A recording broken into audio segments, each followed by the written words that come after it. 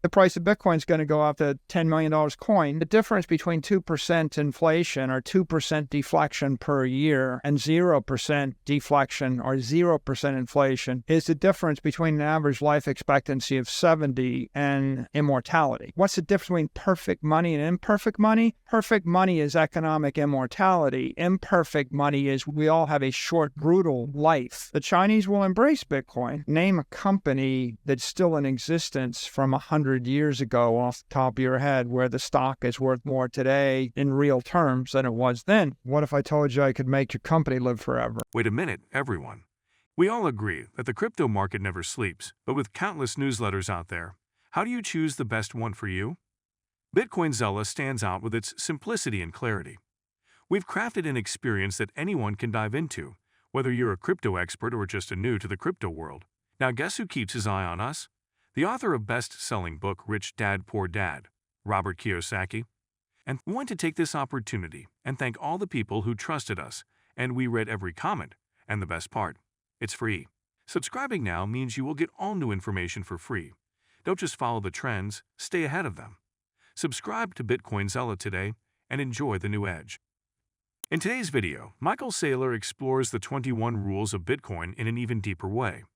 He also reveals the most important rule of the 21 rules of BTC and the profound impact of inflation and deflation on our economy, equating perfect money to economic immortality. He explains the transformative power of Bitcoin and how it can revolutionize companies, and even suggests a future where Apple becomes a major player in the banking industry. Michael also predicts astronomical growth for Bitcoin, with prices soaring to $10 million per coin. Bitcoin insight is restricted to those with a need to know. I love that rule. When you have a need to know, when you have a crisis, if your country is in crisis, if your company is in crisis, if your family is in crisis, when the bank freezes and fails and the currency crashes and you have a business or you have a life and you're in that culture, you have a need to know, your eyes are open. Now you start to take Bitcoin seriously. Now you adopt Bitcoin. Trump has discovered Bitcoin. Trump has a need to know. Right? El Salvador, their currency crashed. They had a need to know. I think people in countries like Lebanon, right? They don't have a reliable banking system. They have a need to know.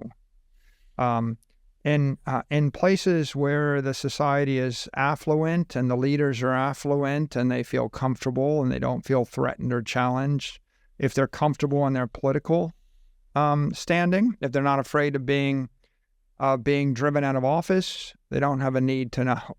If they're not insecure about their currency, if they're not insecure about their banks, they don't have a need to know.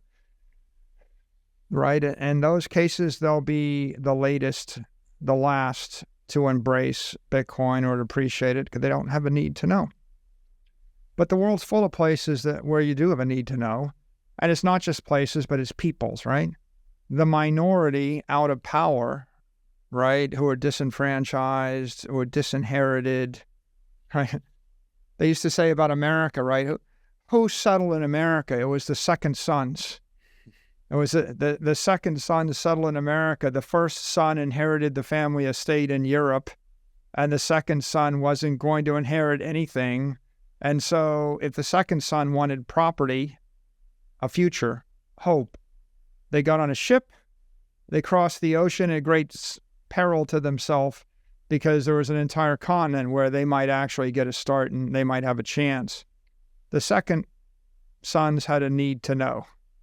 And I think Bitcoin is a great equalizer in that regard. The wealthy, affluent, comfortable won't have a need to know. They will be blind to it. And those who are disenfranchised, who are looking for a better future, they are the hopeful ones, but they're also the seekers, the searchers, right? They're going to look, they're going to find it. They are finding it. Hundreds of millions are finding it. They'll embrace it. They'll benefit from it. The rest of the world over time will discover it when they have a need to know.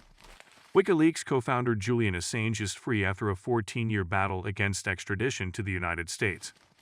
In a final effort to secure his freedom, an anonymous Bitcoiner donated over 8 Bitcoin worth, around $500,000, to help Assange's family pay off the debt incurred by his travel and settlement expenses. On June 24, Assange was released from the high-security Belmarsh prison in the United Kingdom after reaching a plea agreement with U.S. authorities.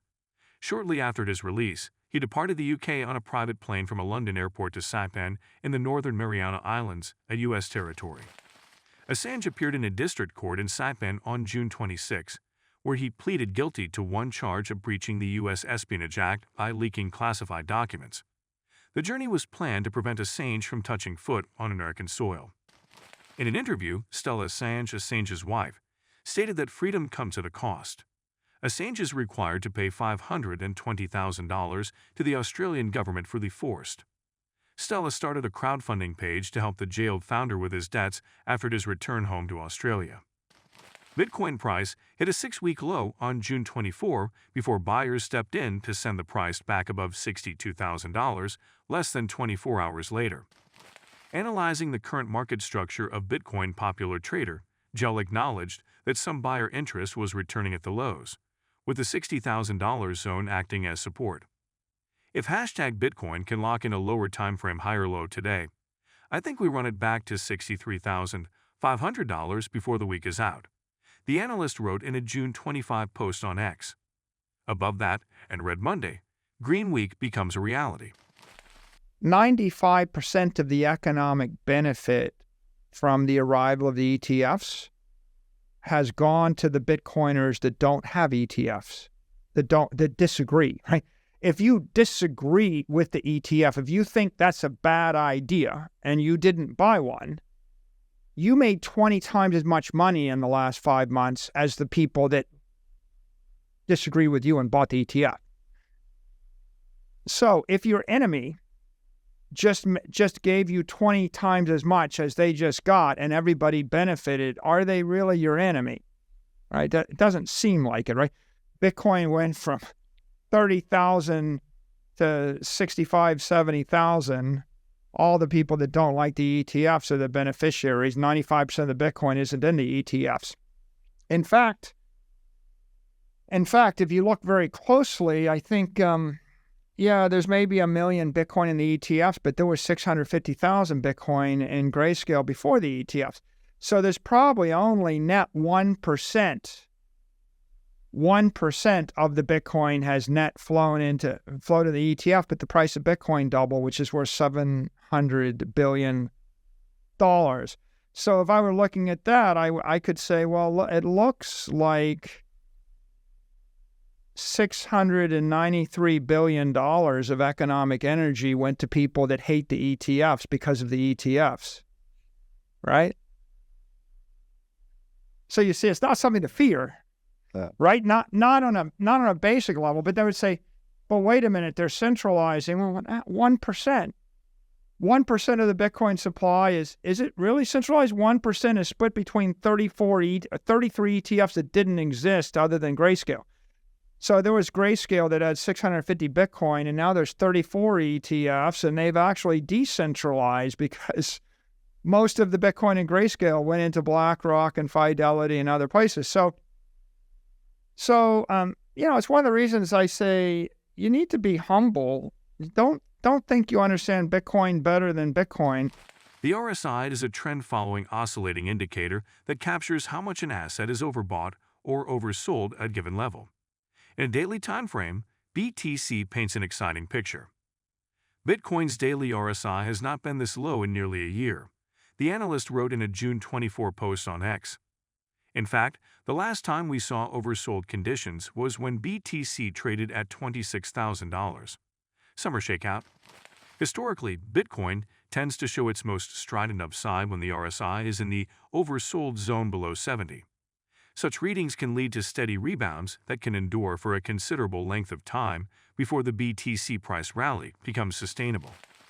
Also commenting on Bitcoin's dip below $60,000 was Robert Kiyosaki, the author of Rich Dad, Poor Dad, who saw this as a chance to increase his holdings. Bitcoin is crashing. Most people should sell. "I'm waiting to buy more," said Kiyosaki in a recent post on X. The famous author suggested that those terrified by Bitcoin crashes should sell and hold a steady job during market downturns.